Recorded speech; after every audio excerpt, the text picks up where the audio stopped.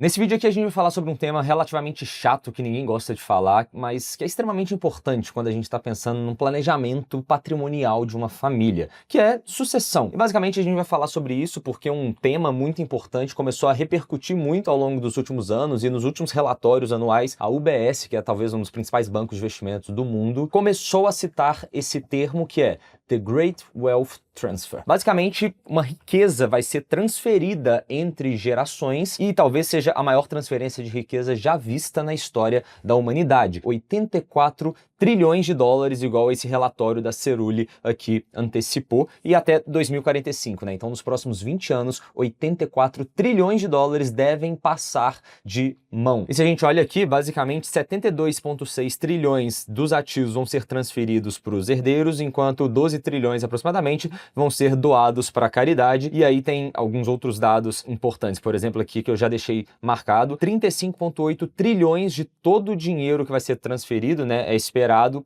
por vir do high net worth, basicamente, e ultra high net worth, né? Basicamente aquela galera que tem muita grana, extremamente muito ricas, e são basicamente 1,5% das famílias. Ou seja, 1,5% das famílias vão ser responsáveis pela transferência de 42% dessa transferência total que a gente está falando aqui. Então é realmente uma concentração muito grande na mão de poucas famílias, mas você deve estar pensando, pô, então não vai me afetar de forma alguma. E você vai ver nesse vídeo que sim, te afeta muito mais do que você deve estar imaginando pensando num relatório global desse aqui. Mesmo que algumas pessoas não tenham $1 milhão, no caso aqui, né, investidos de patrimônio líquido, existe um termo que é o Everyday Millionaire, que é o milionário do dia a dia, né? Que é um pouco diferente dos milionários de antigamente, que eram muito característicos, aqueles empresários muito ricos e tinha um grupo muito seleto ali. Só que, ao longo dos últimos anos, uma quantidade cada vez maior de pessoas foi acumulando $1 milhão,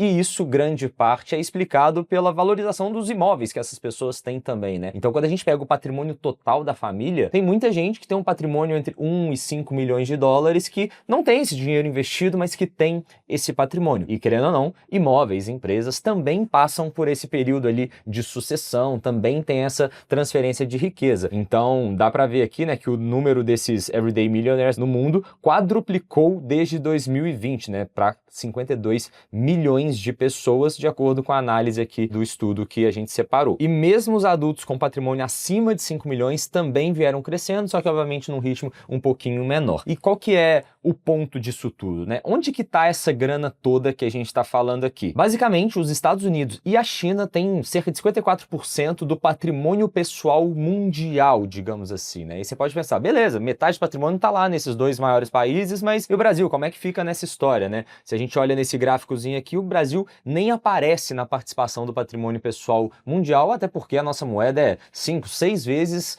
menos valiosa do que o dólar. Então, para a gente ter $1 milhão, a gente precisa de 6 milhões de reais praticamente, então é algo muito discrepante, né? Só que se a gente começa a olhar de onde que esse estudo da UBS, da Cerulli, estão projetando que vai vir essa transferência de 84 trilhões de dólares nos próximos anos, o Brasil ocupa o segundo lugar no ranking da maior transferência, né, o maior volume de transferência esperadas. Então, atrás só dos Estados Unidos, inclusive, né, que os Estados Unidos têm ali uma ampla margem com mais de 29 trilhões de dólares distribuídos nas próximas décadas, só que o Brasil está em segundo lugar com 9 trilhões, na frente inclusive da China, que tem muito mais população e também tem um país muito grande ali também, né? Então, em termos de economia, em termos financeiros, que a China está com 5,6 trilhões. E aí, na hora que a gente olha aqui, de acordo com esse estudo, talvez o principal motivo do Brasil estar tão bem posicionado, digamos assim, nesse ranking de ter mais transferência de riqueza, é o fato de que a gente tem uma população muito grande acima de 75 anos. E muitas dessas pessoas também têm um patrimônio bem elevado, que naturalmente vai acabar sendo transferido entre gerações. E não apenas entre gerações, né? Só que quando a gente pega esse próprio estudo ali da UBS, eles falam que dos 84 aproximadamente trilhões de dólares que vão ser transferidos, 9 trilhões vão ser transferências horizontais, ou seja, pessoas da mesma geração, pode ser inclusive entre irmãos, alguma coisa nesse sentido, mas 74 trilhões vão ser intrageracionais, ou seja, de uma geração para outra. Só que é exatamente aqui que começa talvez o grande problema de toda essa história, que eu acho que vai fazer um pouco mais sentido para você. Eu vou contar uma historinha muito rápida, né? Eles foram entrevistar a população ali, se não me engano, dos Estados Unidos e de alguns outros países para entender sobre o nível de conversa que as pessoas tinham com seus familiares sobre esse tema de patrimônio, de dinheiro, de sucessão, e a conclusão foi um negócio bizarro, né? Primeiro eles perguntaram para os pais: você conversa com seus filhos, com a sua família como um todo, sobre sucessão, sobre quais são os seus ativos, seu patrimônio e o que vocês vão fazer em uma eventual falta sua na sua sucessão? E aproximadamente 50% respondeu que não conversa. Depois, para outras pessoas, eles perguntaram para os filhos: você conversa normalmente com seus pais sobre sucessão? Você sabe quais são os ativos, qual que é o planejamento sucessório da sua família? E aproximadamente a mesma resposta, então bateu ali, 50% mais ou menos não conversam com os pais. E isso é talvez um ponto bem preocupante, né? Porque as pessoas não conversam com a família sobre sucessão. E eles começaram a querer entender por que essas pessoas não estão conversando com a família sobre sucessão. Eles voltaram lá e perguntaram também: por que você não conversa com seus filhos sobre sucessão? E talvez o principal motivo, né? Eles pegaram várias respostas e começaram a consolidar ali as palavras-chave que mais apareciam. O principal motivo das pessoas não conversarem com os filhos era que eles tinham medo dos filhos ficarem acomodados após descobrirem o patrimônio que a família tem, né? Poxa, a gente tem muito dinheiro aqui, o filho vai ver que a gente tem dinheiro e eu não quero que ele fique acomodado, eu quero que ele trabalhe e construa a vida dele também, né? E aí depois eles foram lá e perguntaram pros filhos: cara, por que você não conversa com seus pais sobre sucessão? Por que você nunca perguntou nada sobre isso, sobre o patrimônio da família? Por que você não tem essas informações? E aí fizeram a mesma pesquisa lá, né? Levantaram as palavras-chave e a grande maioria era, em termos simples aqui para facilitar: não quero parecer interesseiro no patrimônio do meu pai. Então eu deixo lá. E a consequência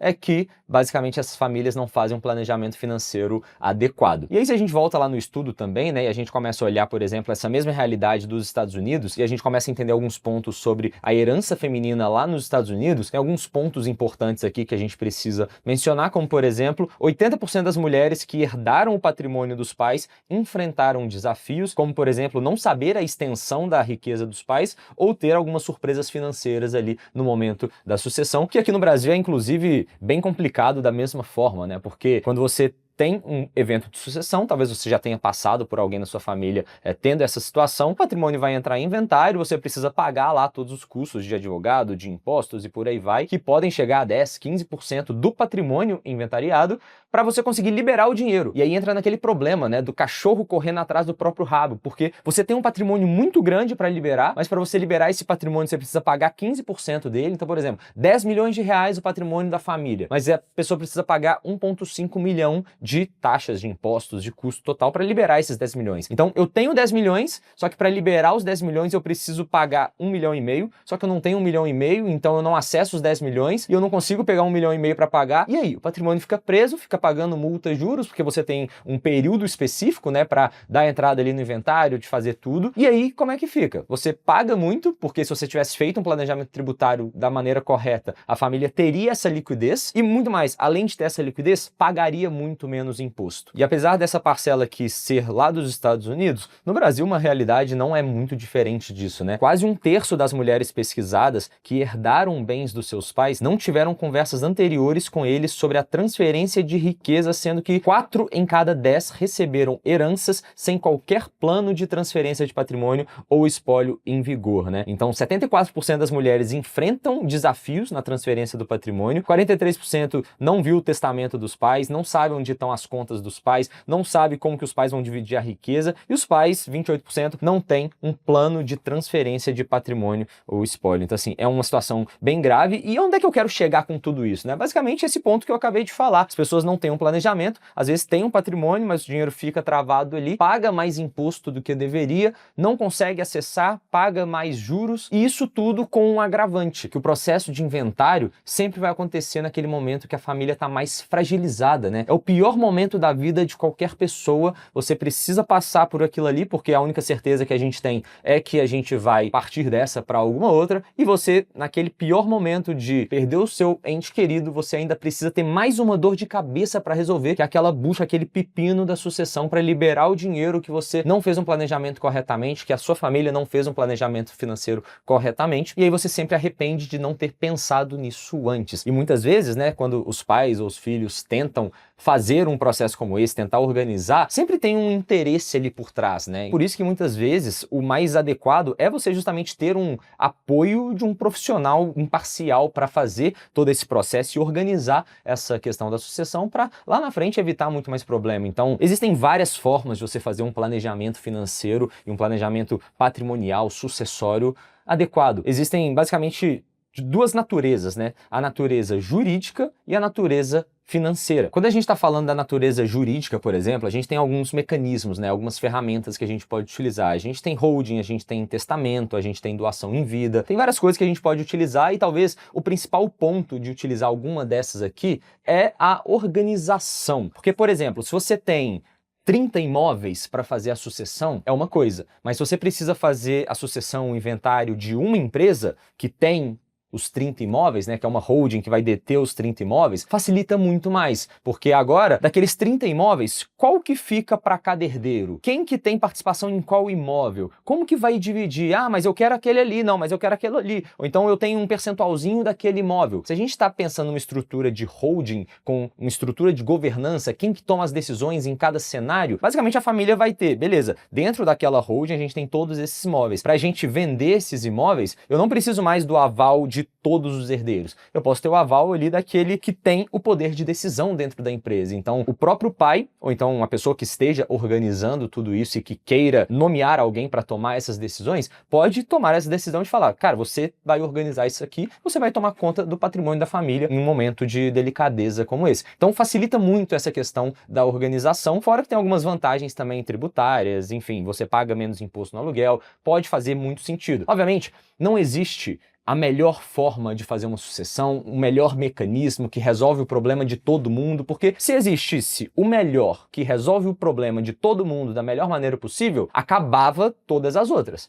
Então você tem, sim, algumas pessoas que vão precisar de uma holding, outros que vai ser melhor fazer um testamento, outras que vão ter que fazer uma previdência, um seguro, mas sempre quando a gente pensa em sucessão, tem que ver qual que é o melhor caso para cada pessoa, porque às vezes a holding não pode fazer sentido nenhum para você. Vai ter um custo ali mais elevado e no seu caso não faz tanto sentido. Talvez uma previdência possa fazer mais sentido, um seguro de vida. O que pode fazer mais sentido para você? Exatamente esse é o trabalho de um profissional, como por exemplo a gente aqui na Stocks, né? A gente cuida do planejamento financeiro, tributário, sucessório, da carteira de investimentos dos nossos clientes. São mais de 200 famílias espalhadas em mais de 3 estados do Brasil e a gente ajuda em todo esse processo para organizar, maximizar o retorno da carteira de investimentos, dado o menor nível de risco que aquela pessoa esteja disposta a correr, mas também auxiliar em outras questões, porque não apenas a gente tem que entregar rentabilidade, a gente tem que organizar todo o restante, porque se a gente economiza algumas centenas de milhares, de milhões de reais para os nossos clientes, faz muito mais sentido do que apenas entregar ali 0,5% a mais de rentabilidade no ano. E no final, o que importa é justamente dar essa tranquilidade para a família no momento que ela não tem cabeça para pensar nisso. E na verdade, igual eu comentei lá no início do vídeo, essa é uma conversa difícil que quanto antes você tiver ela com a sua família,